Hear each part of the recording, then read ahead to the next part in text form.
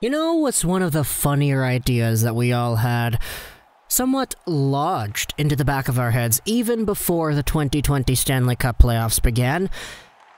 It's the idea that the round-robin teams would be at a disadvantage to some capacity. Now, it's no secret that the NHL's return-to-play format has been weird.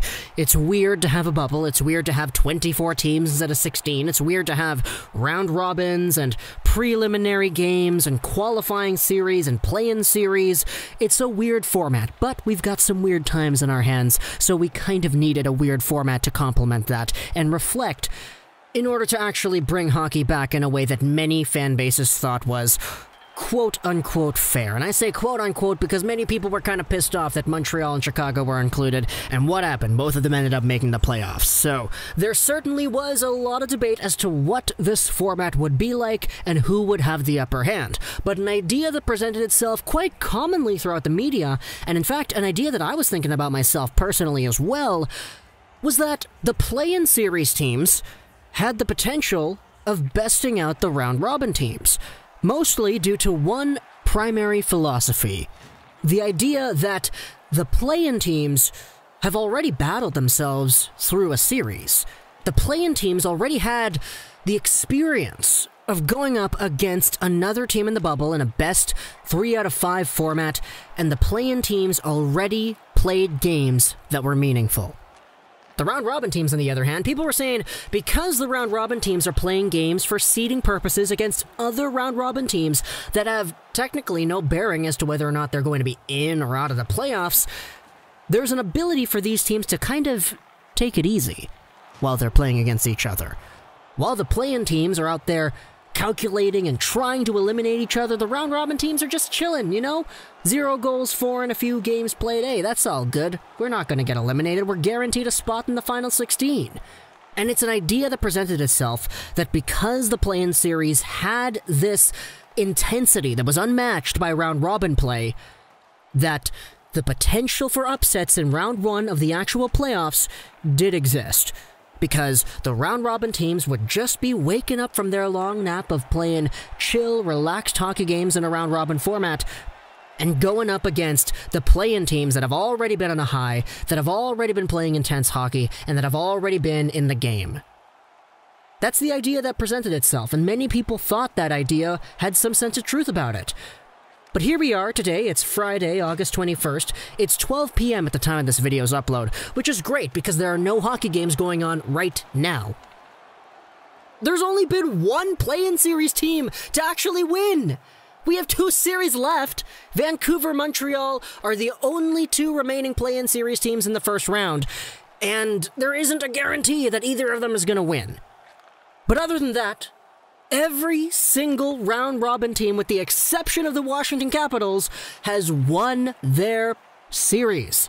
And it's kind of weird to see all the top-seeded teams winning. I don't think we've had something like this in a long time. Previously, we've seen years where most of the bottom seeds end up winning, and they end up going to the second round and doing their damage there. It's been a long time, in my opinion, especially since the wild card format was introduced, where there was no reseeding and it was just playing against your division and then eventually playing for a conference championship against the leader of the other division in your conference and then playing in the finals. It's been a while since we've had a playoff format where 1, 2, 3 all win. Actually, no, not 3 in the East. 3 in the East got eliminated. But in the East, we had 1, 2, and 4 win.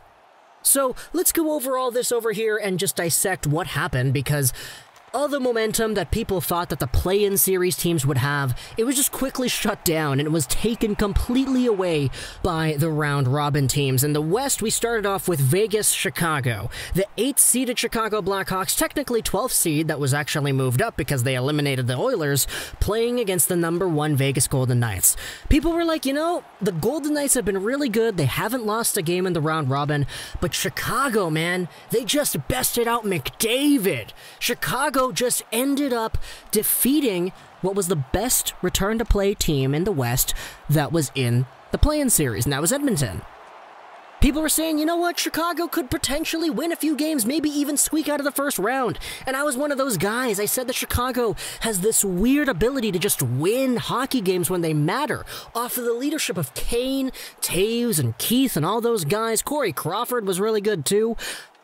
But they lost in 5. Oh my gosh, the Vegas Golden Knights. They're a deeper team up front. They were the more cohesive unit. The Chicago Blackhawks did not stand a chance if you actually watched the games. The Golden Knights completely took it to the Hawks, and the first seed eliminated the 8th seed all the way up there. Then, it's the Arizona Coyotes. They came in here hot because the Nashville Predators weren't really all too great in the play-in series.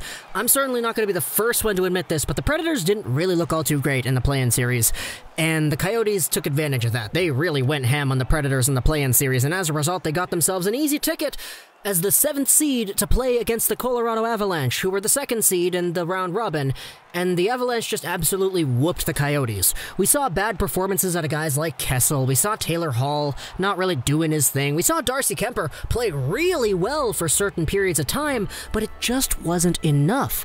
And the Coyotes showed to everybody that, yeah, you know, even though they were able to squeak into the playoffs, there's kind of a reason why the Coyotes weren't really supposed to be in that playoff race before the NHL paused up anyway.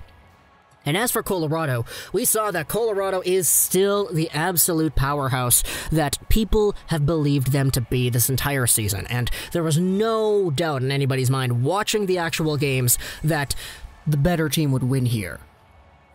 Next up, it's Dallas and Calgary. Seeds number 3, seeds number 6. Calgary was actually the team that I thought was going to win this series, but they didn't. If you want my opinions on the game yesterday, hey, it's on the channel, check it out. But yeah, embarrassing loss, absolutely embarrassing loss. They had it, they lost it. The Dallas Stars woke up, and they really just went ham. 7 straight goals in Game 6 to seal the deal. Absolutely embarrassing. Now, Calgary Flames fans everywhere are just super down in the dumps, talking about how they're a choking hazard and asking whether or not it's time to trade Monahan. Crazy stuff going on in Calgary, but they really did not have all too much of a chance once the Dallas Stars actually woke up. Finally, our last series, it's seed number 4 versus seed number 5, Vancouver, St. Louis. You know all my thoughts about this one if you've been keeping up with the channel, man. St. Louis was bad in games 1 and 2. I mean, they weren't really bad, it's just the Canucks were much better. Games 3 and 4, though, St. Louis woke the heck up, and man, Vancouver was taking a beating because of it. Right now, as I'm recording this, the Vancouver Canucks lead that series 3-2. If they win Game 6 later today, they will be the second, just the second, play-in series team to make it to the second round. But let's continue. In the East, 1st seed versus 8th seed, Philly, Montreal, you know my thoughts on this one too, baby. My 2 favorite hockey teams, the Canucks and the Habs, are still in it, the last 2 Canadian teams in the Stanley Cup Playoffs. I personally do not think the Habs are going to win. I don't think they're going to win today. I think the Flyers will have a way to eventually seal the deal, especially without Gallagher. But like, the Flyers were everybody's pick to win the Cup for a reason, let's just say that.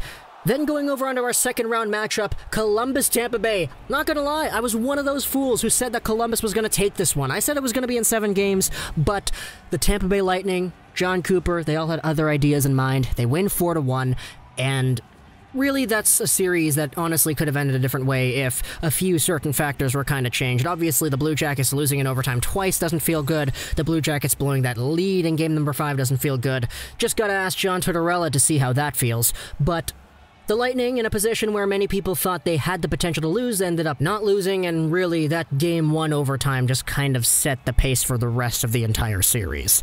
Eventually, though, it's Washington versus New York, the only play-in series team to so far be in the second round. The Islanders just took it to the Capitals, man. 3-0 lead. Game 4, they blow it. Ovechkin gets 2 goals. It's a feel-good story, but then they close things out in game number 5. It's a boring game, too, but, like, they get the job done, and now they're in the second round. And then 4th seed versus 5th seed, it's Carolina-Boston. This one was really, really tight. The Hurricanes just can't get past that hump of beating Boston. Honestly, if the Hurricanes played any other team, I feel like they would have a much better chance at going to the second round. It's just Boston is kind of like their kryptonite, you know? For a team that's built off of skill and speed, it's tough to go against a Bees team that knows how to rough you up when they want to. So, for the Carolina Hurricanes, they're a really good hockey team, but they just were not able to get over that hump, and as a result, they lost in 5 games. So, talk to me in the comments what you think about this whole idea that we spoke about at the beginning. Did you believe that the play-in series teams had an edge over the round-robin teams just based off of the intensity of the games they had played prior to the start of the playoffs? Or were you one of those guys that was debating the opposite? Hey, the round-robin teams have this room to rest. They're not going to play as hard, but they're going to be saving themselves and the best versions of themselves for when the playoffs actually do start. And that is what we have seen, which is why all these round-robin teams, Vegas, Colorado, Dallas, Tampa Bay, Boston, maybe Philadelphia, maybe St. Louis, have all advanced. So talk to me in the comments what you think about this idea. I hope you enjoyed this video. And bye.